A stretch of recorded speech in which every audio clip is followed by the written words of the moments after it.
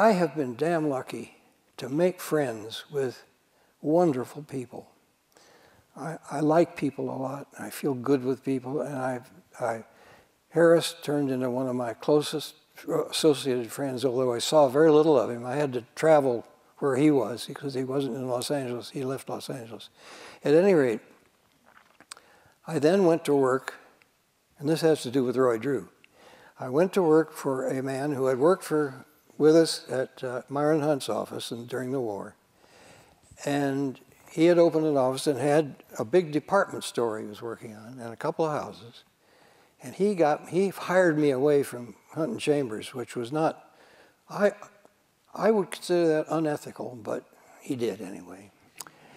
And he said, you know, I have this marvelous man coming from Yale. He's just getting out of the service, of the Navy, and he's coming from Yale, and the three of us will be a great team. Well, here I arrive with this young fellow, Roy Drew, bald-headed. Roy never had any hair that I had ever seen. Roy was a bit older than I think 6 years, 7 years older. But the three of us worked for about 3 months, and I was ready to take my exams and took them and passed them. The structural engineer got me through, fortunately. And my wife's illness increased, and we had our little girl, and we needed the support of our families, which were both here in San Diego. So I announced to Paul that I was coming away, going to leave. And Roy said to me, this is the point.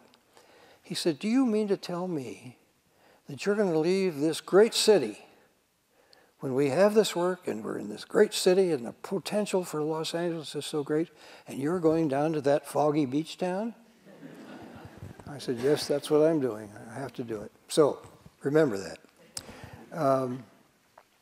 I came back here, and ultimately, as I say, I didn't know the name Lloyd Rowacco. I certainly would have gone to try to work for Lloyd, but I didn't know it. And I looked around, and I decided to work for the great patriarch architect of San Diego, William Templeton Johnson, a marvelously wonderful gentleman. Any of you ever knew him? He was a grand man and had a lot of work in his office, and 4 or 5 draftsmen. I became the 6th. And I was there 6 months, and he made me a partner. And he had another partner whose name I'm not going to reveal, because I have something to say about that. And I was flattered by this wonderful man making me a partner, putting my name on the door, you know. It's just amazing. And so I accepted. I really didn't think it out very well, but I accepted. And almost immediately I realized that Temp was going to retire. He was an elderly man at the time. He was going to retire, and I would be a partner with the junior partner, and there'll be the 2 of us.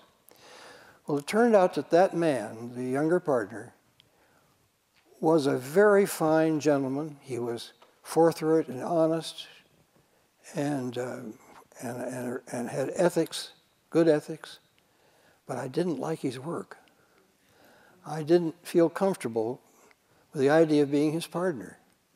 So I realized I had to open my own office. There was only, at that point, you know, my wife and I were established. She was getting worse all the time in terms of health, but so I looked for an opportunity to open an office. Shall I tell about Moo and Pappy? I think I will. I came prepared to tell you about this. This was Pappy Hazard, Pappy Roscoe Hazard, or Roscoe Pappy Hazard, whichever, and his wife Moo. And Pappy had not gone to college. He had not grown up with a great deal of parental guidance, I suspect. But, now hang in there with me, but he was a marvelous man.